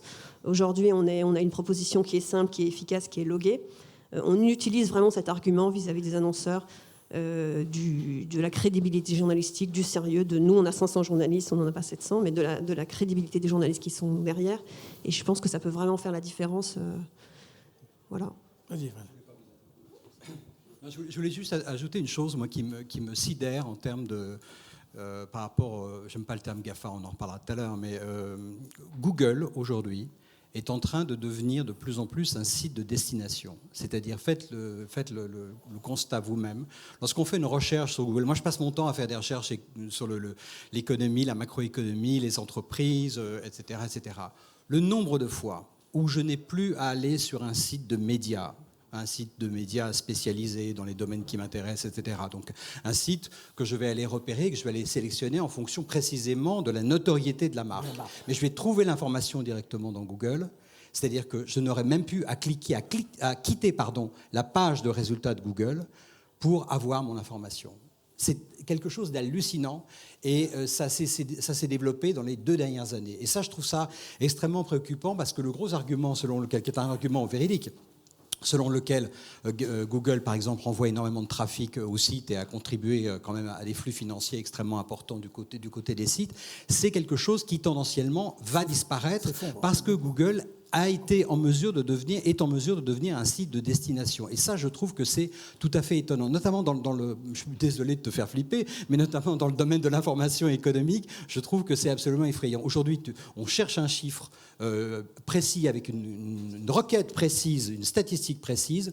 On a la réponse dans la page de résultats de Google sans avoir à cliquer. Alors moi, je suis un peu du métier, je clique, je vais chercher le truc, mais on peut s'en passer. Ce qui a rapproché de ton corporate journalism d'il y a 5 minutes. Oui. Complètement. Ça, c'est un autre sujet. Pierre, une réaction à tout ça, alors, et un développement. Parce qu'en plus, comme vous êtes à la PIG, vous avez effectivement un rôle important face aux GAFA dans cette protection des droits, dans cette existence des marques. Non, mais d'abord, sur le côté destination, au fond, c'est une forme d'aboutissement d'une intention originelle. Parce que, donc voilà, moi je me souviens très bien les premiers pas de Brin et Page, donc dans la société qui s'appelait Google à l'époque, pas Alphabet, c'était We're going to download the Internet. On va downloader sur les serveurs de Stanford, qu'ils ont d'ailleurs fait sauter au passage, tous les contenus. Et après, nous allons organiser l'information du monde. Donc, c'est les 2 prémices quand même. Ensuite, ils sont devenus une entreprise de publicité, ce qui est respectable, hein, mais ils sont devenus autre chose qu'une entreprise de tech. Et une entreprise de publicité, ça repose sur l'engagement. On essaie tous de le développer d'ailleurs auprès de nos lecteurs, mais eux ont eu des moyens et des méthodes peut-être encore supérieures. Du côté de Facebook, l'ambition initiale, un peu anecdotique maintenant, et qui serait jugée autrement à l'aune de nos jugements moraux du jour. Mais c'était, on va rencontrer plein de filles sur un campus, ce qui est très respectable au fond, mais à condition que ça se passe bien dans la liberté des individus. Et de là, c'est passé à, on va faire, et moi je m'en souviens, on va faire de Facebook un endroit où on n'aura pas besoin de sortir de Facebook. Tout pourra s'y passer. S'informer, voir des vidéos, se distraire, rencontrer autrui, faire tout ça. Et donc aujourd'hui, comme je dis souvent, Facebook est devenu l'agora du monde. 3 milliards de personnes fréquentent Facebook. C'est l'agora du monde, c'est le lieu du débat et de l'espace public le plus fréquenté et le plus universellement. Et Google est la recherche du monde. Alors, est-ce que pour autant ils sont des médias? Est-ce que pour autant ils seront complètement un site de destination? Alors, médias, ils veulent surtout pas l'être. Ça, tu sais très bien. Ils refusent ça. Aux États-Unis, Joe Biden et les gens qu'il a nommés, qui sont ceux, au fond, on espérait qu'ils soient nommés, les gens qui portent une vision du droit de la concurrence, notamment un peu renouvelée, travaillent à faire supprimer ce qu'on appelle la section 230, qui est une section qui protégeait en fait les distributeurs de contenu contre des procès pour diffusion de contenu pornographique. C'est ça l'origine de la section 230. Bon, mais derrière laquelle se sont abritées les plateformes en disant on est responsable de rien, c'est vraiment pas nous. Si on met des choses chez nous, on est bon. Là, il y a cette volonté qui se retrouve d'ailleurs au niveau des DSA, DMA en Europe, de leur donner un statut particulier dès lors que leur place est particulière dans la distribution de l'information. Et enfin, pour venir au côté destination, tu as raison, on trouve plein de choses, par exemple des résultats statistiques qui sont très bien référencés, des articles et des développements. Bon, moi, ce qui me rassure quand même pour l'instant, c'est qu'on constate que pour une recherche peut-être rapide, on peut trouver. Après, si on veut vraiment vérifier, on va plus loin.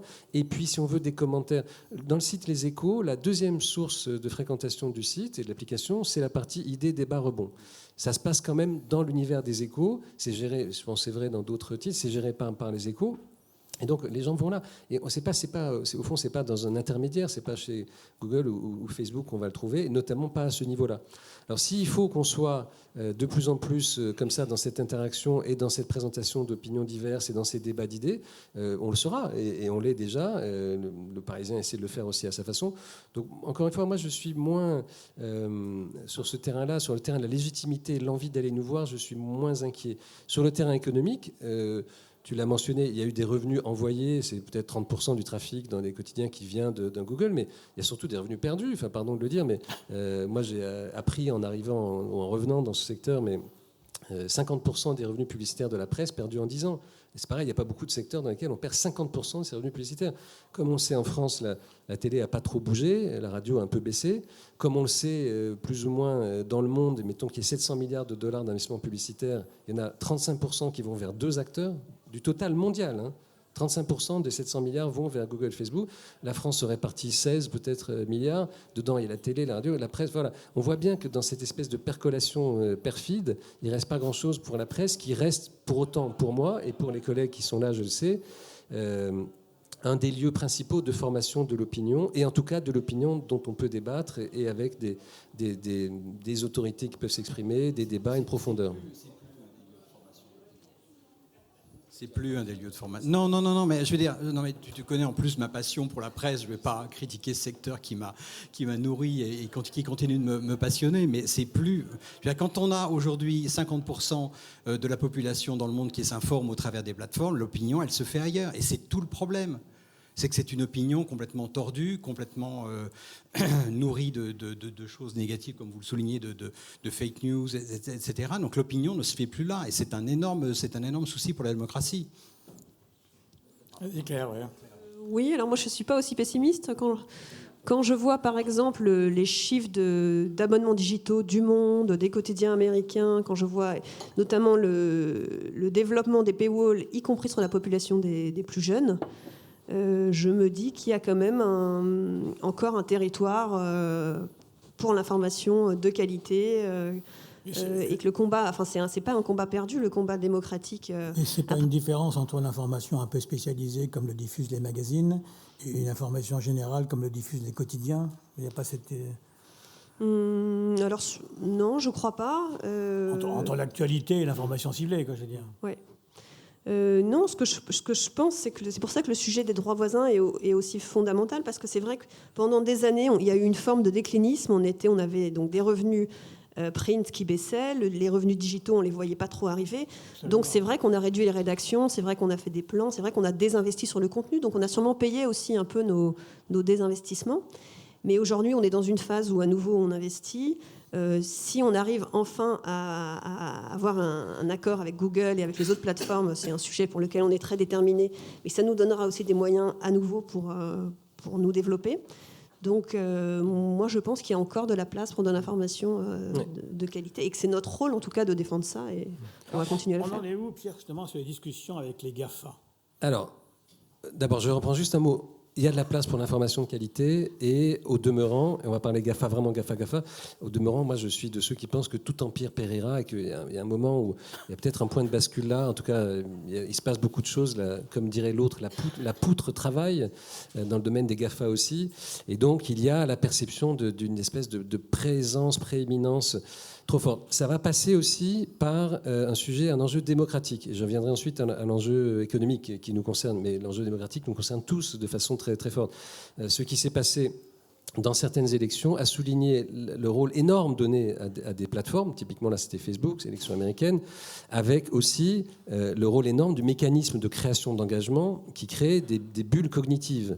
Donc qui crée le fait que vous avez regardé ça, on va vous proposer more of the same, plus du même genre, ou worse of the same, encore pire que ce que vous avez regardé, parce que c'est un mécanisme d'engagement. Francis Hagen vient de le mettre très clairement en lumière, ça fait partie d'une politique commerciale, c'est pas une manipulation, il ne faut pas être conspirationniste, mais c'est une politique pour créer plus de revenus. Simplement, cette politique pour créer plus de revenus, de la même façon que faire consommer plus de sucre, c'est pas forcément bon. Faire consommer plus de contenu extrémiste, c'est pas bon. Mais c'est pas bon pour la démocratie. C'est pas que la santé, si je veux dire, la physique. Donc, on arrive, je pense, à un stade où ça va bouger. Alors, du côté des droits voisins, précisément, on est quand même 2 ans après la transposition ultra rapide par la France de la directive européenne, toujours en train de discuter avec des contradicteurs qui ont eu beaucoup de peine à se mettre vraiment à la table de négociation, tout en disant qu'ils respectaient totalement les lois des pays dans lesquels ils opèrent, mais en disant vous pouvez être référencé, rester référencé, mais renoncer à vos revenus. Ça n'était évidemment pas une proposition qu'on pouvait accepter. On a gagné chaque étape juridique devant l'autorité de la concurrence, la cour d'appel de Bâle confirmée, voilà, on a avancé. Et on est probablement de plus en plus près d'une phase où on pourra conclure. L'Alliance pour la presse d'information générale a conclu un accord cadre avec Facebook, est en train de décliner ça. Pourquoi on l'a conclu? Parce que ça respecte 3-4 principes qu'on avait mis au point, c'est-à-dire c'est universel.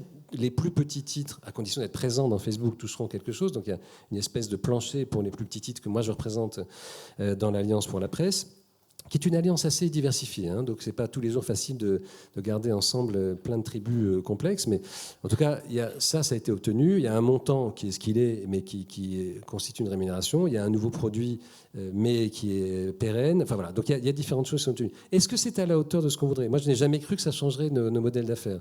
Les GAFA ont en tête un modèle de contagion. C'est-à-dire que ce qui est signé pour la France, c'est contagieux pour le monde entier. Et même pour eux, à la fin, même quand on fait 350 millions de dollars de revenus publicitaires par jour, comme c'est le cas de Google, devoir envisager de donner plusieurs jours de revenus pour les droits voisins, évidemment, ça fait plaisir à personne, donc ils résistent tant qu'ils peuvent, ils n'ont pas d'enthousiasme là-dessus, et ils ont peur d'une contagion mondiale.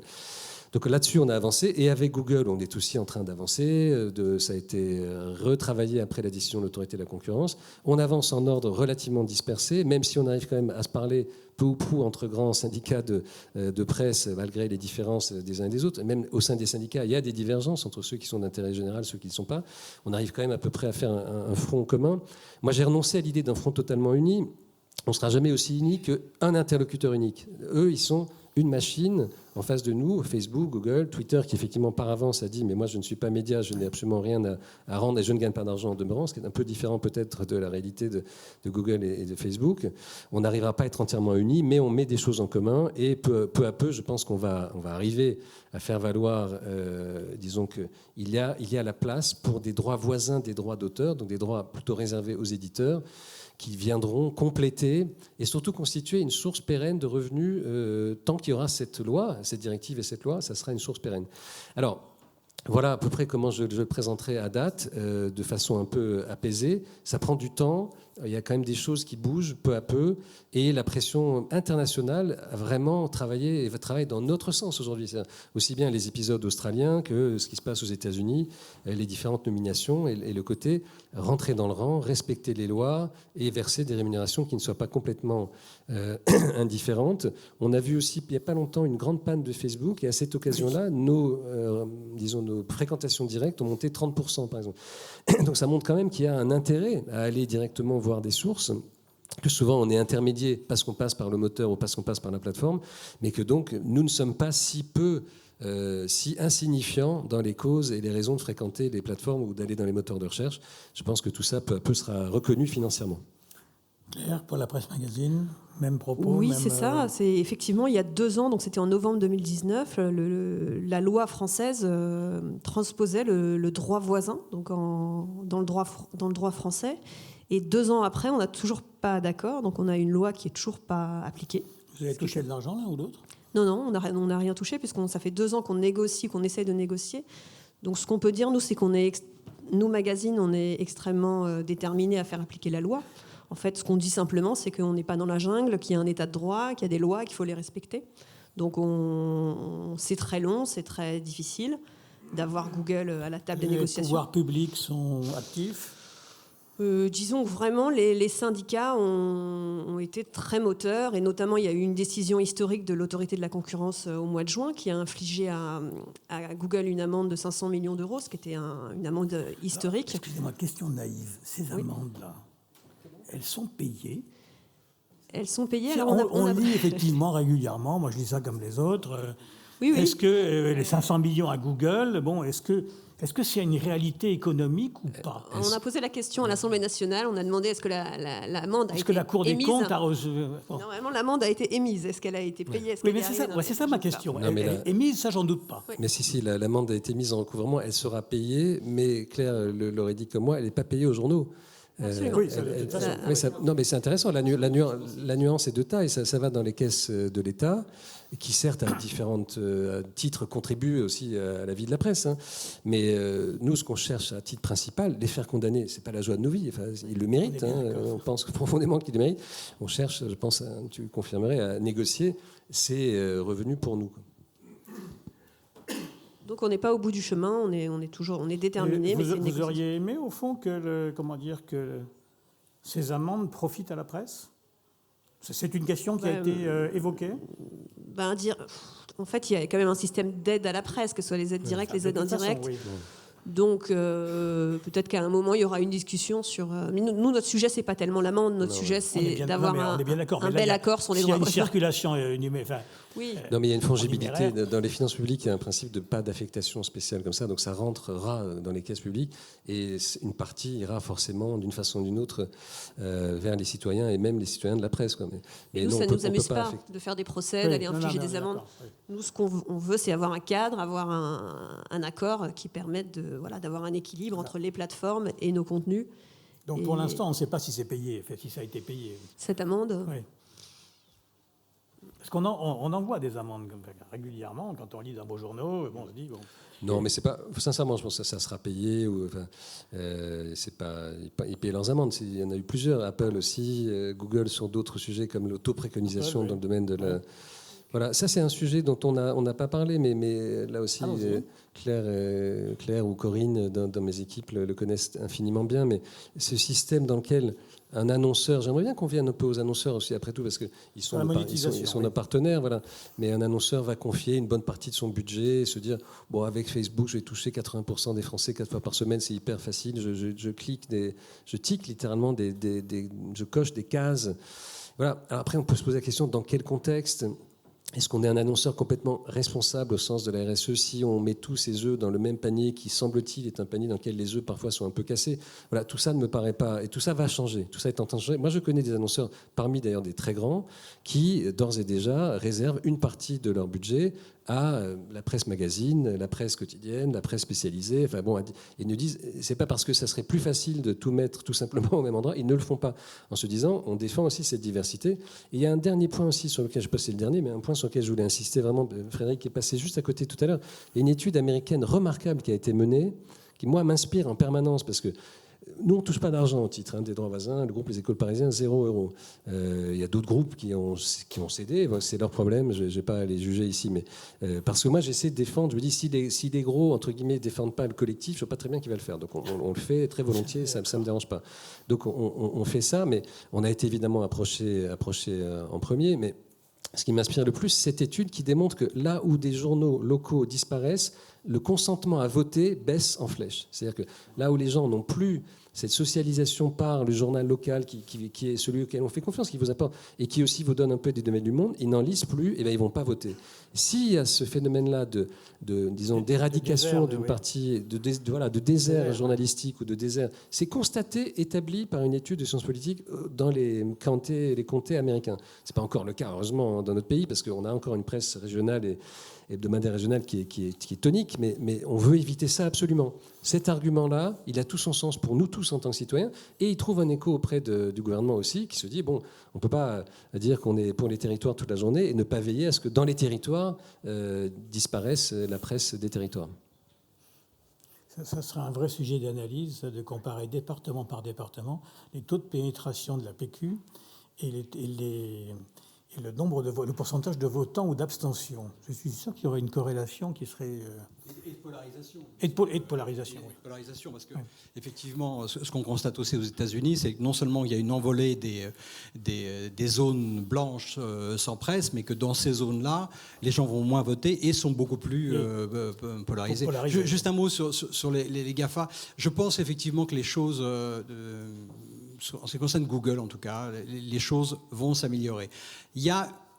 Enfin, moi, je parle quand même assez souvent à ces gens-là. Il y a quand même une admission, je sais, oui, pas dans les mêmes termes, pardon, mais il y a une espèce d'admission implicite qu'il va falloir faire quelque chose. On entend des gens dire, alors de façon complètement privée, dans des discussions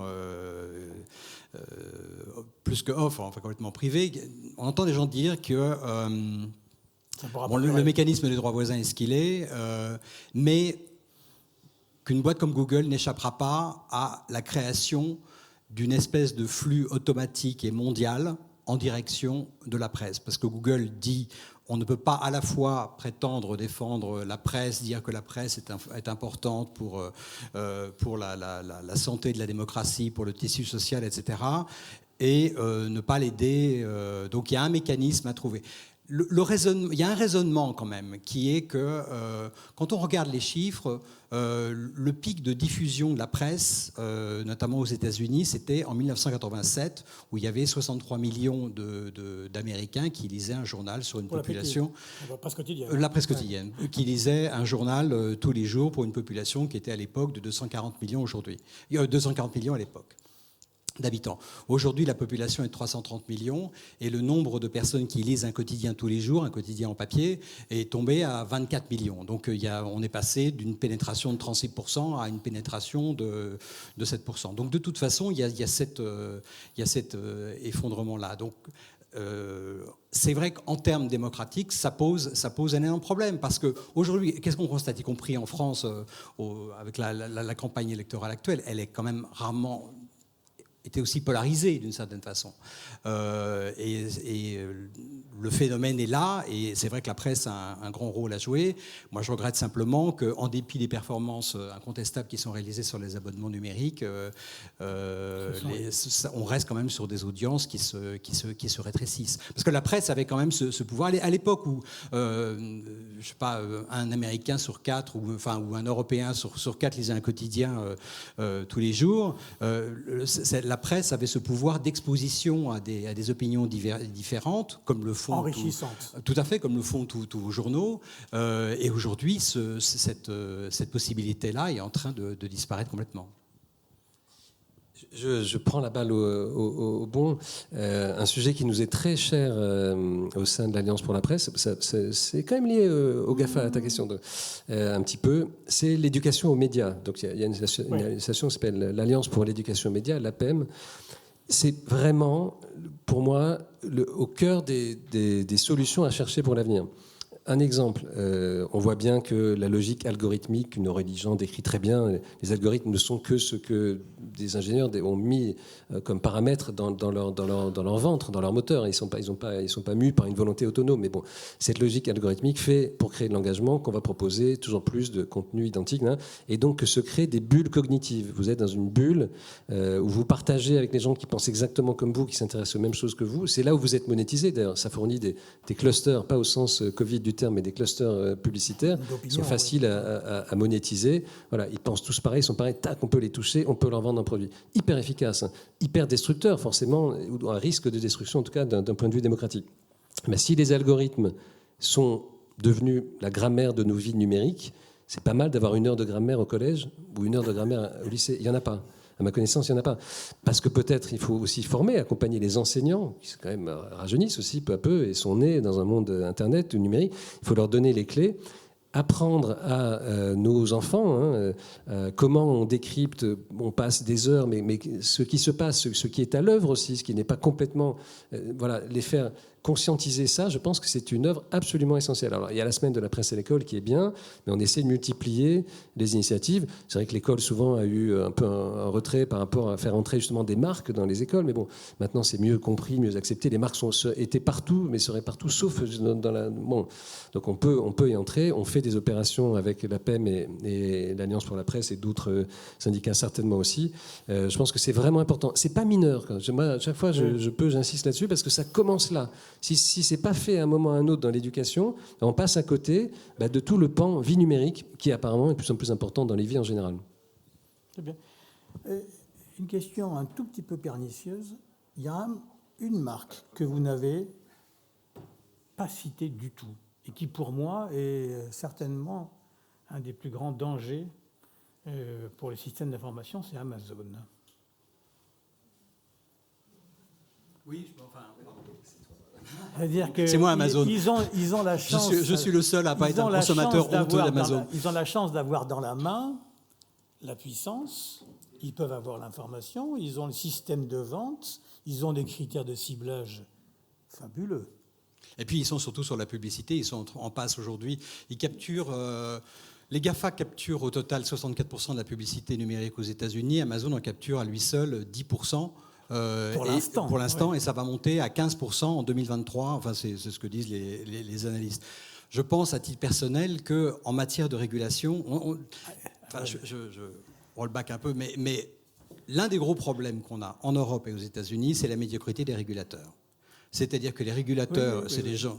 Oui, mais c'est... Quoi, c'est fait? Oui, je l'ai dit, oui, je l'ai dit. D'ailleurs, je vais même en rajouter. C'est-à-dire que les régulateurs souffrent d'une absence cruelle de moyens et notamment d'une absence cruelle de talents techniques. Une boîte comme Amazon, on voit depuis longtemps qu'elle a l'intention de faire une percée sur la publicité. Amazon est le premier moteur de recherche sur les produits. Qui dit moteur de recherche dit revenus associés qui peuvent être de la publicité. Et si les régulateurs européens avaient fait la moitié de leur travail, Amazon n'aurait jamais dû être autorisé à entrer sur le marché publicitaire. C'est un élément extrêmement perturbateur. D'abord, ça corrompt le système d'Amazon qui est que on ne peut absolument plus avoir confiance dans le catalogue d'Amazon parce que là, pour le coup, la frontière entre ce qui est de l'information, produit, etc.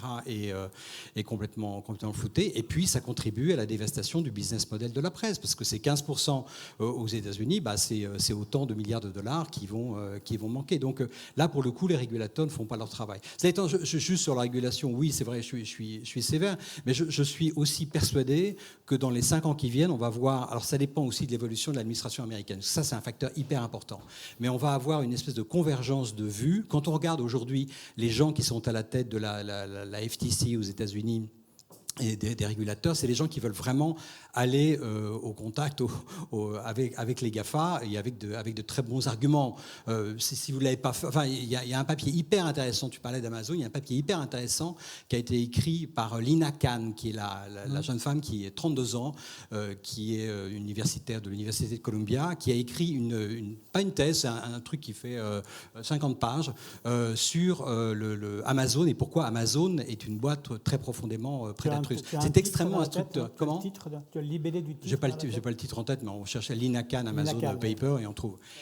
Mais c'est quelque chose de très important. Donc moi, mon pronostic, c'est que de toute façon, à un moment, il y aura une alliance entre les États-Unis et entre l'Europe qui s'entendront sur des bases communes pour réguler tout ce système qui a très, très grandement besoin de l'aide, notamment sur le plan économique et notamment sur les territoires sur lesquels ils peuvent entrer. Oui, non, effectivement, juste pour compléter, Amazon, c'était un acteur qu'on voyait pas trop en face de nous publicitairement. On avait tout le temps Facebook et Google, et c'est vrai qu'on les voit de plus en plus.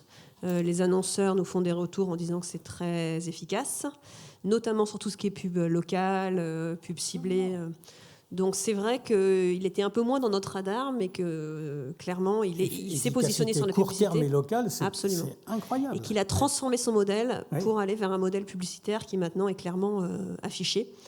Donc voilà, on s'ennuyait pas déjà, mais maintenant on va, on va avoir en plus Allez, ce sujet Amazon. Pour terminer, chacun un conseil, 1 minute maximum, sur comment affronter 2022.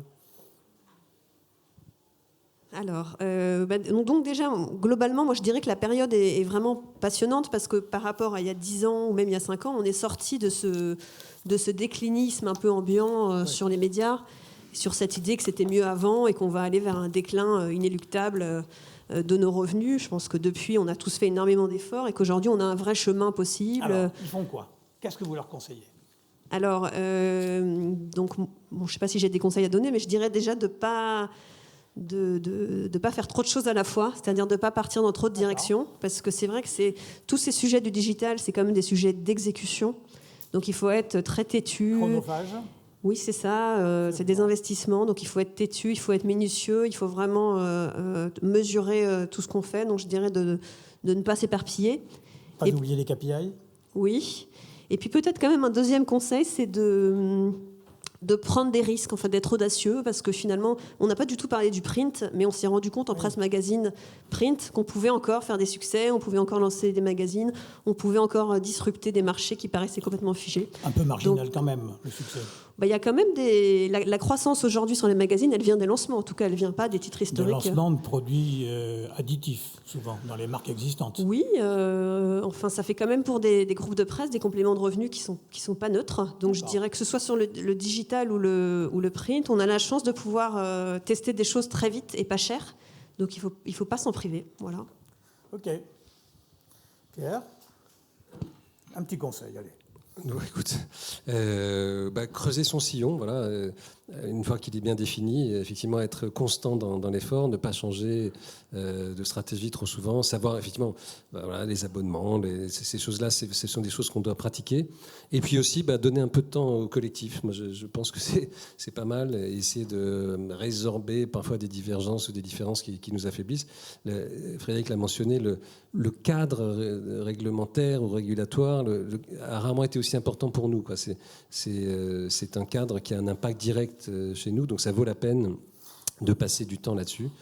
Voilà, Pierre, une question. Vous avez fait une chose qui est assez originale dans tout le marché, au moins une, celle-là. Corinne Mregen, oui, qui s'occupe de tous les revenus. Ça, je trouve ça, et je trouve que c'est un conseil, comment dire, une expérience à donner.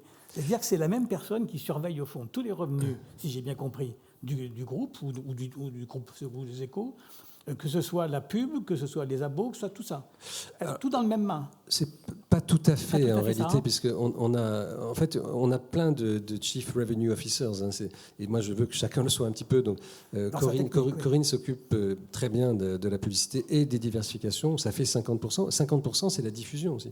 Et là, on a un patron de la diffusion. Et les patronnes, ce sont des patronnes des Échos, du Parisien, sont très, très impliquées dans... Voilà, c'est l'affaire de tous. Donc, en l'espèce, ça n'enlève rien au mérite de Corinne, mais c'est vraiment, à titre principal, certainement, elle est la meilleure d'entre nous sur le développement des ventes et aussi de nouveaux produits, des grands programmes qu'elle développe, des sponsorings qu'elle invente. Voilà. Mais on a plusieurs ça personnes permet qui sont de comparer tous les projets internes et externes, au fond, les mêmes sur le même plan. Oui, enfin, je sais pas. Moi, je pense que vraiment, il faut que chaque éditrice, je le vois bien, est une Chief Revenue Officer. Elle est très préoccupée par la top line, par les abos. Et en fait, de toute façon, c'est aussi une des choses, peut-être. Alors là, c'est le dernier conseil pour pas être trop long, mais apprendre à vraiment bien travailler ensemble dans les entreprises. Ça n'a jamais été aussi important pour nous aussi. Le processus de recrutement d'un abonné numérique, chez moi, il va faire se rencontrer 4 ou 5 directions différentes et plusieurs fois. Donc voilà. Donc on doit enfin avoir une bonne pratique managériale intégrée, vivre le matriciel bien, savoir conjuguer ses efforts, dépasser nos territoires. Bon, ça se passe bien d'ailleurs, mais c'est vraiment plus important encore qu'avant. Frédéric, le mot de la fin ? Le mot de la fin, mon Dieu.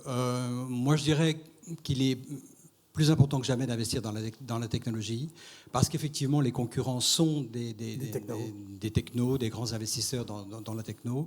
Comme l'a relevé Pierre au début de cette discussion, Les interfaces aujourd'hui, ce qu'attend le client aujourd'hui, le lecteur de presse, c'est une interface qui soit aussi fluide, aussi performante que Booking, que Uber ou que, j'ose le dire, qu'Amazon. C'est-à-dire qui marche hyper bien.